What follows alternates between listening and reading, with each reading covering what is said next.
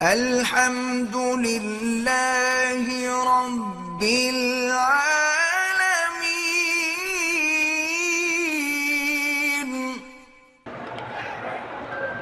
میرا بیٹا پڑھائی میں پہلے بہت اچھا تھا، لیکن اب اس کو سبق یاد نہیں ہوتا، تو یاد رکھیں گے اس کے لیے 3 دفعہ رب اشرح لی صدری ویسر لی امری واحلل عقدۃ من لسانی یفقہوا قولی رب زدنی علما۔ پانی میں دم کر کے اس کو پلایا کرو۔ اگر دم لگ جائے تو وہ دم حدود حرم میں دینا ہوگا، کسی اور ملک میں نہیں۔ فَلْيَبْلُغَ الْهَدْيُ مَحِلَّهُ، اس کا ٹھکانہ کیا ہے؟ حرم۔ بہرحال یہ کام دیا تھا اور اس نے ایسے 2300 ریال مانگے تھے، میں نے دے دیا۔ اب کہتے آؤ، یہ تو کام میرا بھائی ایسا ہے جو کام بھیجیں گے وہ اسی طرح کریں گے نا۔ آپ سیدھا قانون سے آتے تو آپ کو 1 ریال بھی نہ دینا پڑتا۔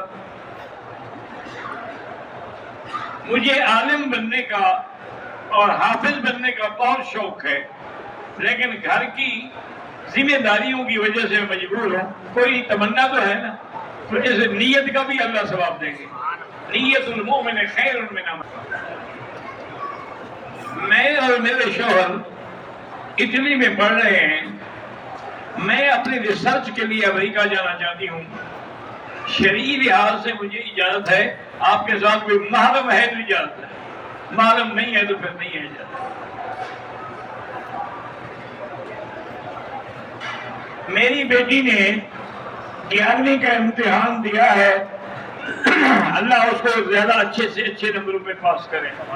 اگر ایک آدمی نے پلاٹ لے کے چھوڑا ہوا ہے کہ اپنا گھر بناؤں گا، پھر زکوٰۃ نہیں ہے۔ بیچنے کے لیے رکھا ہے تو پھر زکوٰۃ۔ بہرحال کرسی پر نماز پڑھنا مجبور کے لیے جائز ہے، مجبور نہ ہو تو پھر تو جائز ہی نہیں ہے۔ یہ جیسے بہت سارے ہمارے لوگ جو ہیں بیٹھ کے نفلیں پڑھتے ہیں، حالانکہ حدیث ہے کہ اجر القاعد نصف اجر القائم، کہ بیٹھ کے پڑھنے سے آدھا ثواب ملتا ہے۔ بیٹھ کے تو اس وقت پڑھا جائے جب حضور پاک نے کبھی بیٹھ کے نہیں پڑھی، جب آخری عمر میں آپ کا بدن بھاری ہو گیا پھر نفلیں بیٹھ کے پڑھ لیتے تھے۔ جن لوگوں کی طبیعت درست نہیں ہے، اللہ انہیں شفاء کاملہ صحت عاجلہ دائمہ نصیب فرمائے۔ انہوں نے بہت بڑا کام کیا،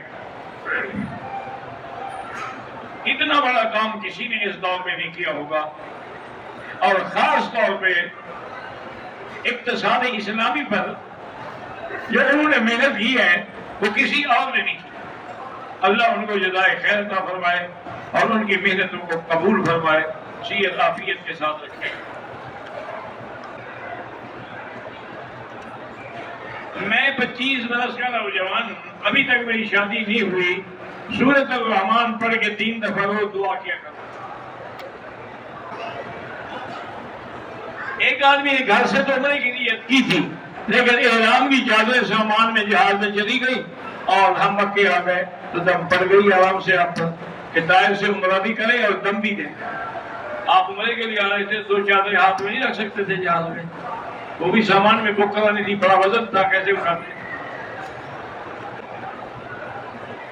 پاکستان میں ختم نبوت کانفرنس منعقد ہو رہی ہے، یہ تقریباً ایوان اقبال لاہور میں 24 ستمبر کو۔